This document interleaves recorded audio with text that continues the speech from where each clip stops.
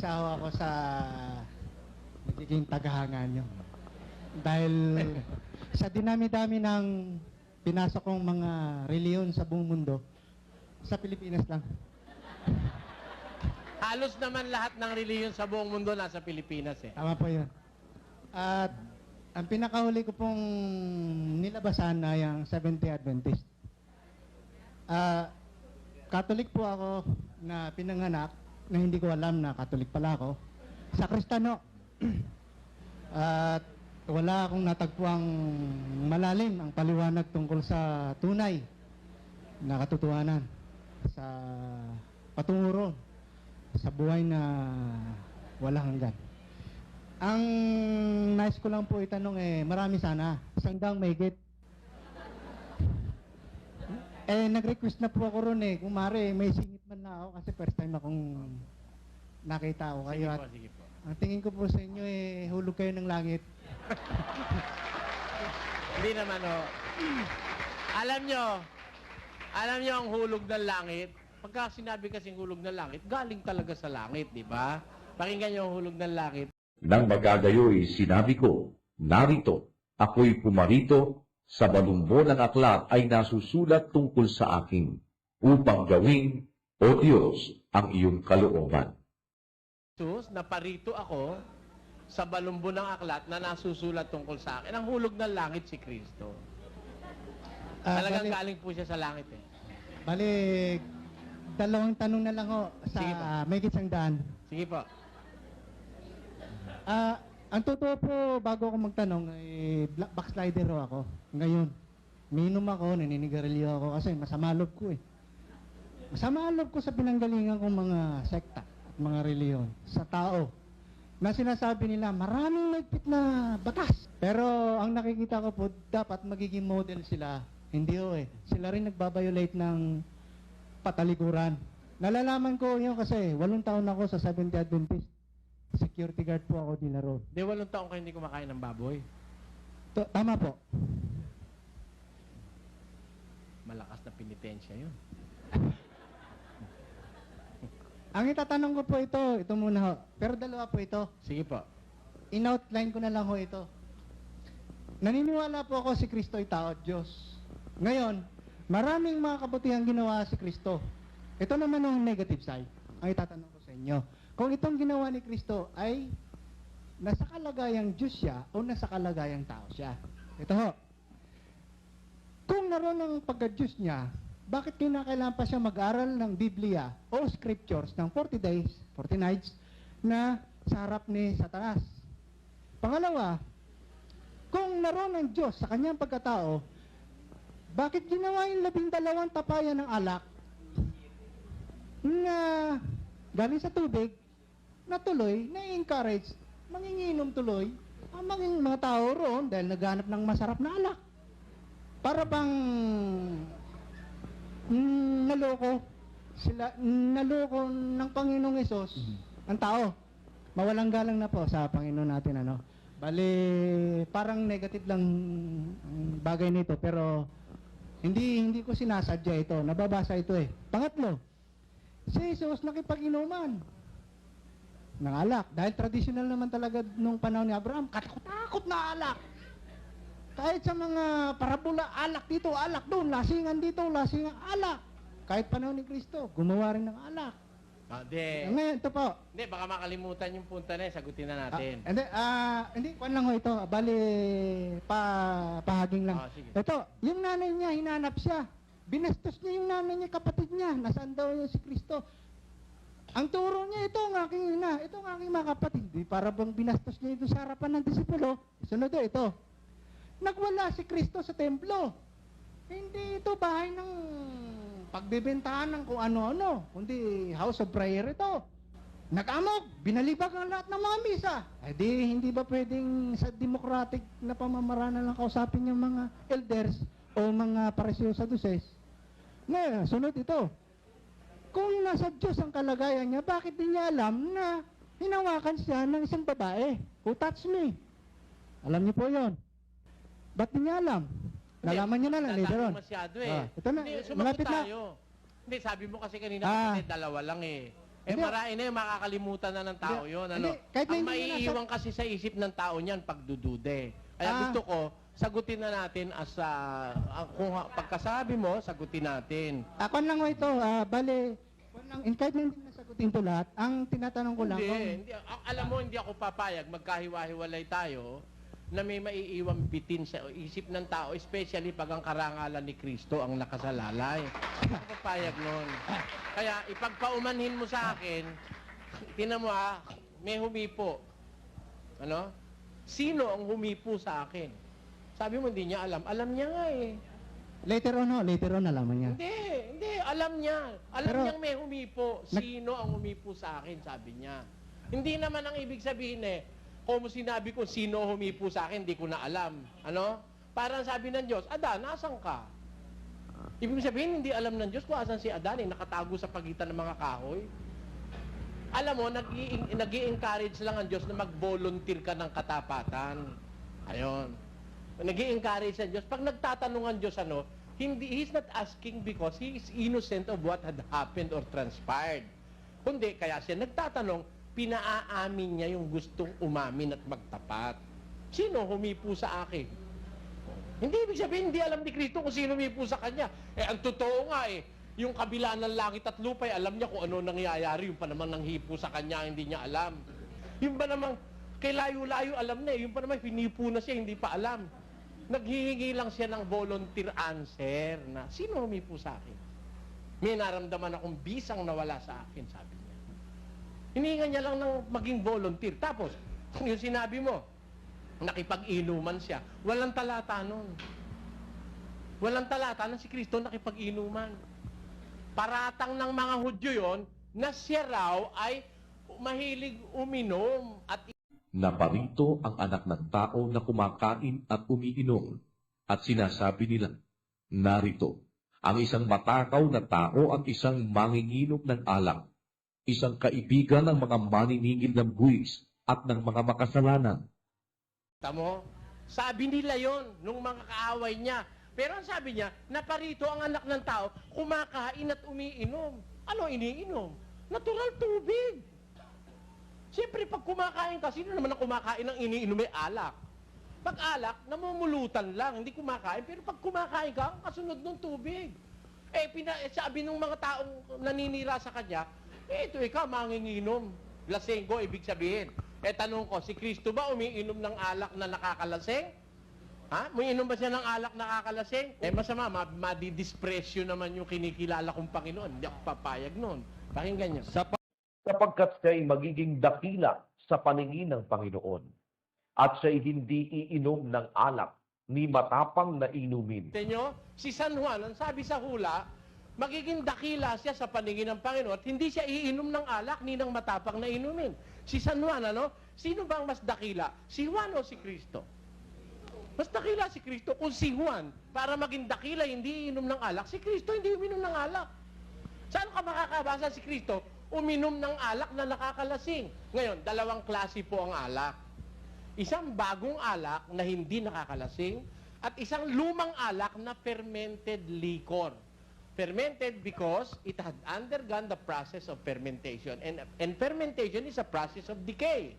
At kung yun process of decay, ang tawag doon, intoxicating liquor. Nakakalason. Yun ang nakakalasing.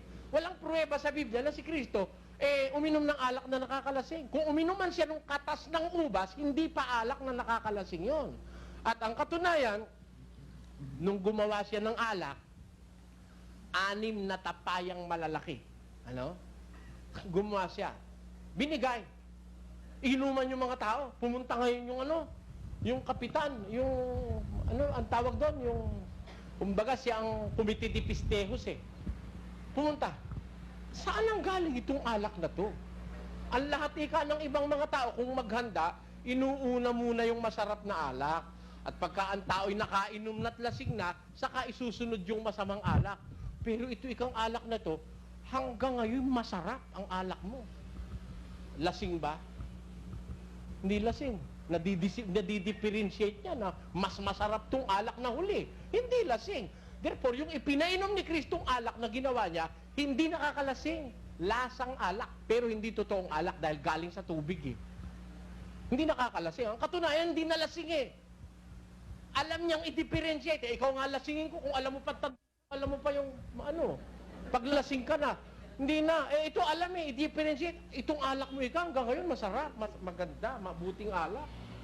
Hindi nakakalasing. Ang katunayan, bawal ni Kristo na uminom ng alak na nakakalasing ang kanyang mga lingkod. 23. Pakinggan niyo sa Kawikaan. Huwag kang tumingin sa alak pagka mapula, pagka nagbibigay ng kanyang kulay sa saro.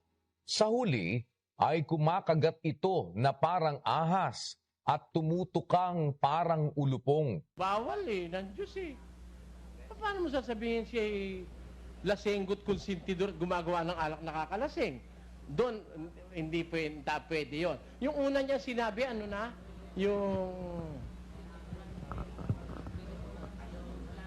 Ay, yung unang tanong po. Ay, yung nag-aral siya ng scriptures ng 40, Oo, hindi totoong nag-aral siya ng scripture. 40 days, 40 nights. Wala kang mababasa sa Biblia siya'y nag-aral ng scriptures. Nag-ayuno siya. 40 days and 40 nights. He fasted 40 days and 40 nights. Walang mababasa nag-aral siya scriptures. After all, yung scriptures, siya nagpasulat, ba't niya pag-aaralan? Ha? Pakinggan mo. Unang Pedro 1:10 hanggang 12. Ba't siya mag-aaral nun sa bagay na siya nagpasulat?